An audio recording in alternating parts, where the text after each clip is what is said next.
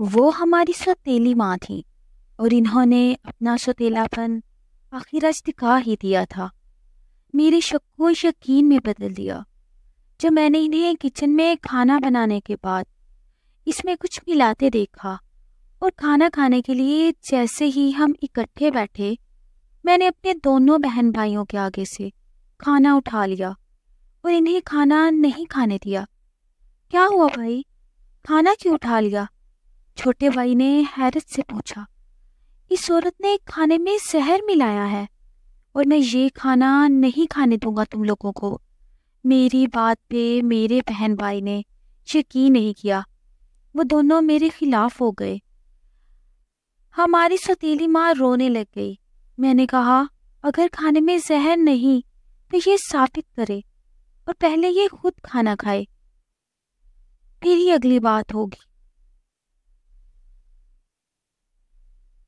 ہماری سوتیلی ماں نے ایک لمحے کو مجھے دیکھا اور روٹی کا نوالا توڑتے سالن لگاتے منہ میں رکھا۔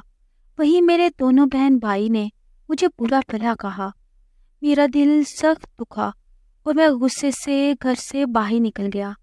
بہت زیادہ وقت باہر گزار کے جب میں گھر واپس لوٹا تو گھر کے باہر لوگوں کا رش دیکھا۔ میرا دل کسی انہونی پہ دھڑکا۔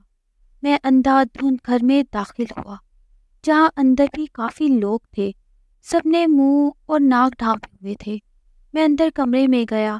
اندر کا منظر دیکھ کر میرے رونگٹے کھڑے ہو گئے۔ وہاں میرا نام سفیان ہے، میں 10 سال کا تھا۔ میرے والد ایک مکینک تھے۔ ہم خوشحال زندگی گزار رہے تھے اور پھر ایک دن پتہ چلا کہ ہمارے گھر جڑواں بچوں کی پیدائش ہوئی ہے۔ میں بہت خوش ہوا، مجھے اپنے بہن بھائی مل گئے، لیکن اس کے ساتھ ہی ایک بری خبر بھی ملی کہ ماں کا انتقال ہو گیا۔ ایک طرف بہن بھائی کے آنے کی خوشی تھی تو دوسری طرف ماں کے جانے کا غم۔ میں بہت دل برداشتہ ہوا، ابو بھی اداس ہو گئے۔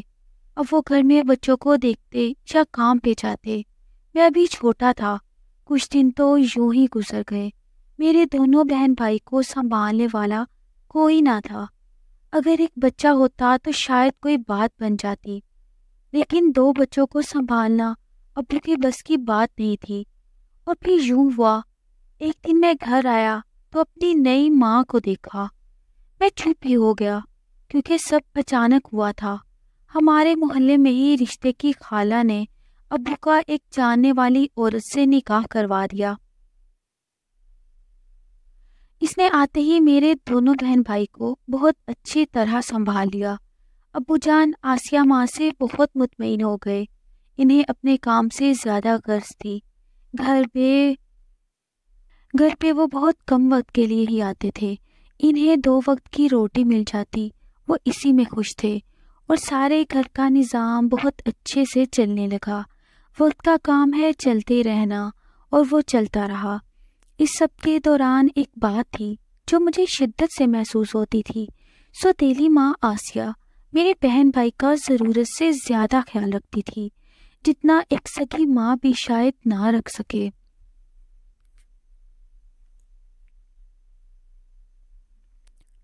مجھے اس کا اپنے بہن بھائی کے پاس ہر وقت رہنا بہت کھٹکتا تھا۔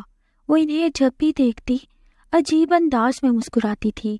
ان کی مسکراہٹ مجھے بے چین کر دیتی تھی۔ میں نے میٹرک کا امتحان پاس کیا تو ابو جان بہت خوش ہوئے۔ پورے محلے میں مٹھائی تقسیم ہوئی۔ میں نے خوشی سے مٹھائی آسیہ ماں کو دینا چاہی۔ اسی غرض سے میں پہلی بار ان کے کمرے میں چلا گیا۔ وہ تو نہیں تھی، لیکن مجھے ان کے کمرے سے عجیب سی بو آئی، جیسے کوئی مرا ہوا جانور ہو۔ میرے دل کی عجیب کیفیت سی ہو گئی۔ فوراً باہر آتے ہی میں نے الٹی کر دی، لیکن مجھے ان کے کمرے میں اس بو کی سمجھ نہ آئی۔ میں نے دوبارہ وہاں جانا صحیح نہ سمجھا، لیکن میرے دل میں آسیہ ماں کو لے کے ایک گرا پڑ، کیونکہ میرے پاس ہونے پہ مجھے آسیہ ماں کے چہرے پہ خوشی کی کوئی رمق ڈھونڈنے سے بھی نہ ملی تھی۔ اسے بس میرے دونوں بہن بھائیوں سے مطلب تھا۔ میں ان کے لیے کوئی معنی ہی نہیں رکھتا تھا۔ میٹرک کے بعد ابو جان نے کہا کہ ان کے ساتھ کام پہ لگ جاؤں، لیکن مجھے پڑھنے کا شوق تھا اور میری خواہش پہ انہوں نے مجھے کالج میں داخلہ کروا دیا۔ کچھ دن گزرے ہوں گے کہ میں کالج سے جلدی گھر واپس آ گیا تو صحن میں کوا مرا ہوا دیکھا جس کے ارد گرد ڈھیر سارا خون تھا۔ میں سخت حیران ہوتا اندر چلا گیا۔ اندر جا کے دیکھا تو کوئی نہ تھا، لیکن آسیہ ماں کے کمرے کا دروازہ بند تھا۔ بہن اور بھائی اسکول سے ابھی تک گھر واپس نہیں آئے تھے۔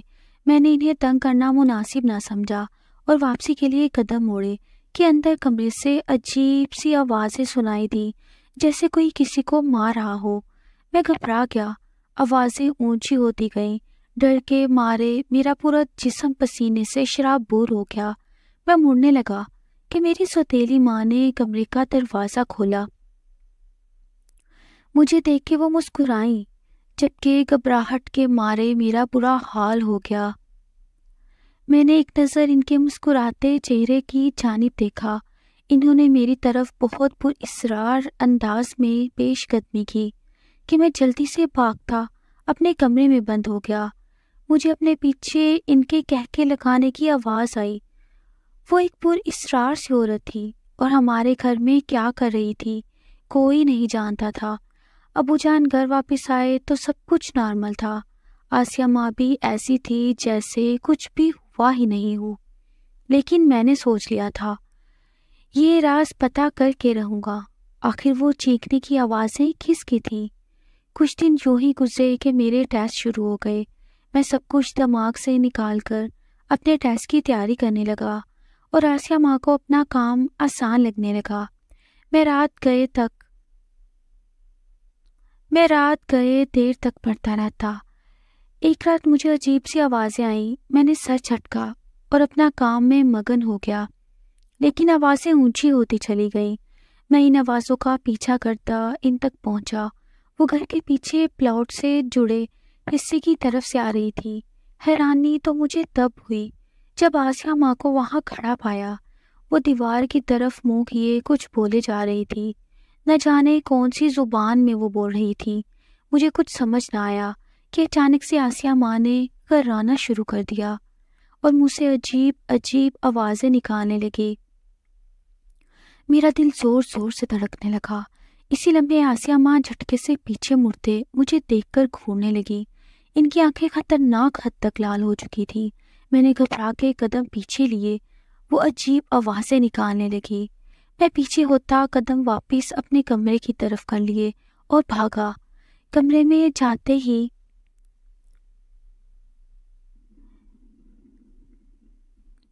جاتے گہرے گہرے سانس لیے، آگے ہوتے اپنے کمرے کی دروازے کی چٹکنی لگائی اور وہیں دروازے سے لگ کے بیٹھ گیا۔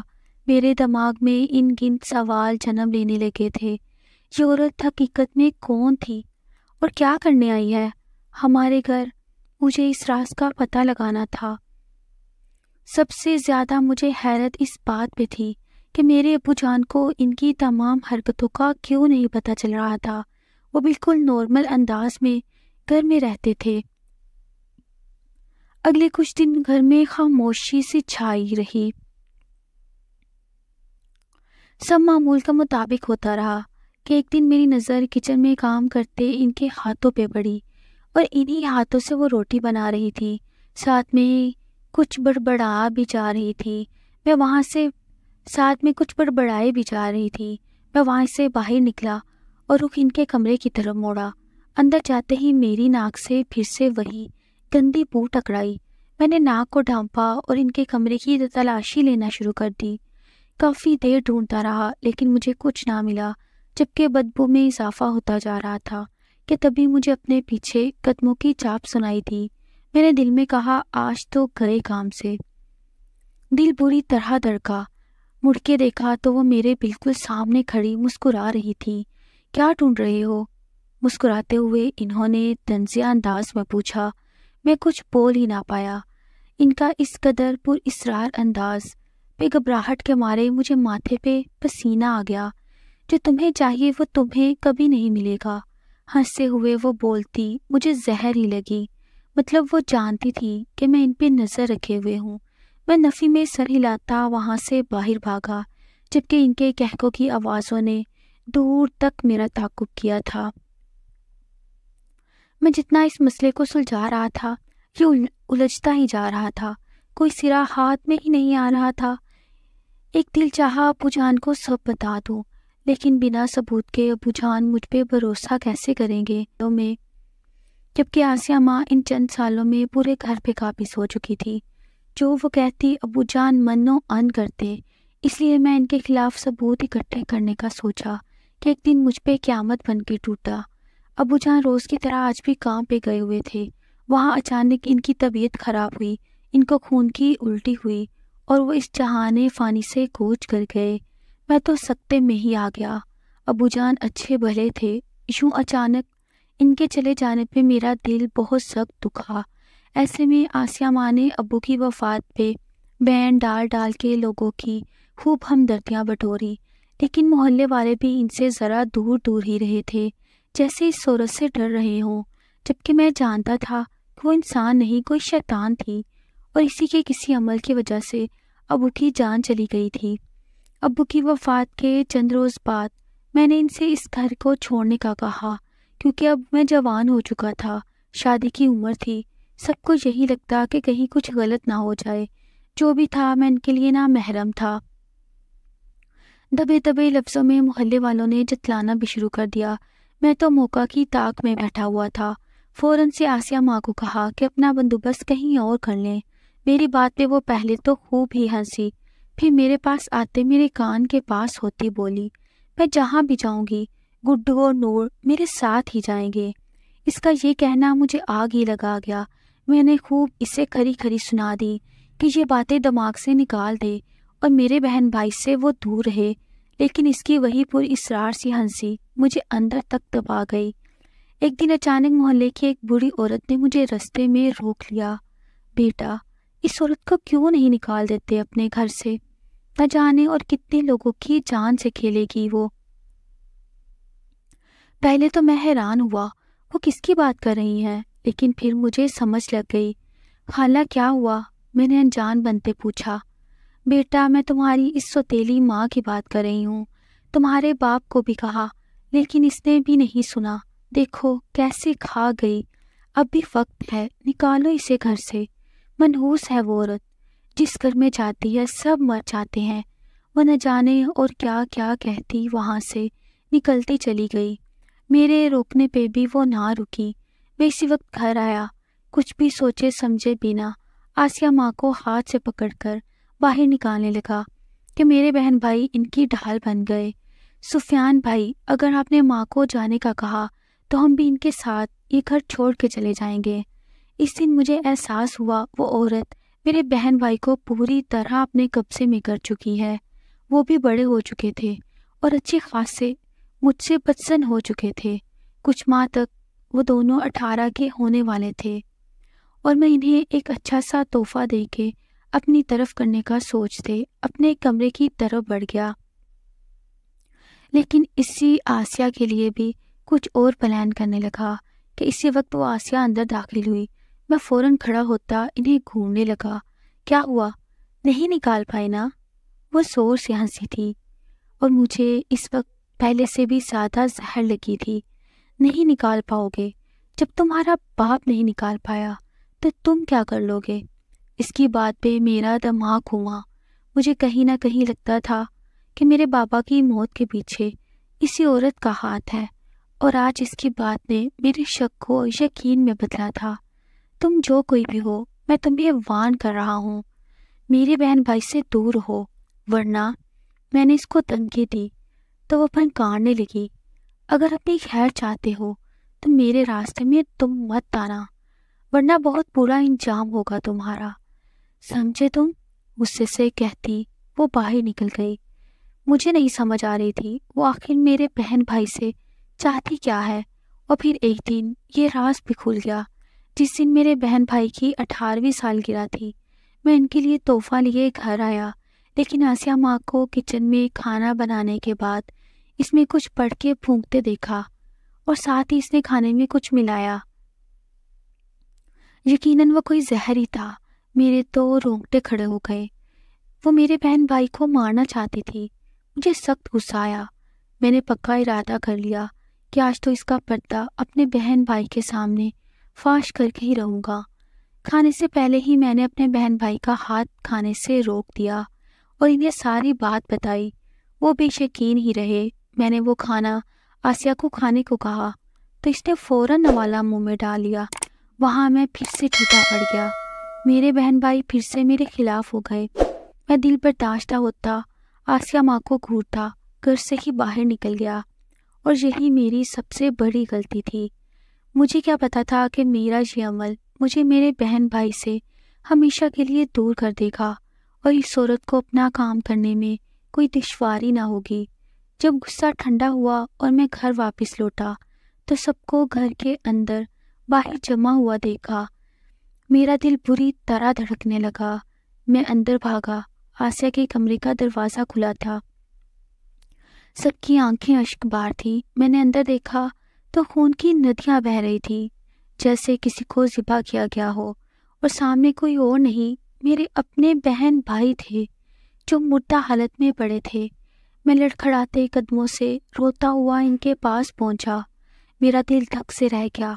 ان دونوں کا سینہ چاک تھا، جیسے کوئی حصہ نکال لیا گیا ہو۔ سب نے کہا پوسٹ مارٹم کروا لو۔ میں نے منع کر دیا۔ میں بہت رویا اپنے بہن بھائی کے لیے، لیکن سب بیکار ہی رہا۔ میرے بہن بھائی چلے گئے اور میں کچھ نہ کر سکا، جبکہ وہ آسیہ عورت غائب ہو چکی تھی۔ کوئی کچھ کہہ رہا تھا، کوئی کچھ، لیکن اب ان سب باتوں کا کیا فائدہ تھا؟ پولیس بھی پہنچ گئی۔ انہوں نے اپنی سی کارروائی کی، مجھ سے پوچھ تاچھ کرنے لگے۔ میں ہوش میں ہوتا تو کچھ جواب دیتا۔